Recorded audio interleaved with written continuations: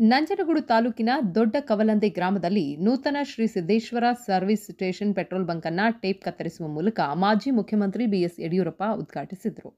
ದೊಡ್ಡ ಕವಲಂದೆ ಗ್ರಾಮದ ಚಾಮರಾಜನಗರ ಮತ್ತು ನಂಜನಗೂಡು ಮುಖ್ಯ ರಸ್ತೆಯಲ್ಲಿ ರಾಜ್ಯ ಕಾಂಪೋಸ್ಟ್ ಅಭಿವೃದ್ಧಿ ನಿಗಮದ ಮಾಜಿ ಅಧ್ಯಕ್ಷರು ಹಾಗೂ ಬಿಜೆಪಿ ಹಿರಿಯ ಮುಖಂಡರಾದ ಎಸ್ ಮಹದೇವಯ್ಯರವರ Shri Siddeshwara service station petrol bunk ಇದಾಗಿದ್ದು, ಮಾಜಿ ಮುಖ್ಯಮಂತ್ರಿ ಯಡಿಯೂರಪ್ಪರವರು ಉದ್ಘಾಟಿಸಿ ವಾಹನಕ್ಕೆ ಪೆಟ್ರೋಲ್ ಹಾಕುವ ಮೂಲಕ ಚಾಲನೆಯನ್ನ ನೀಡಿದ್ದಾರೆ.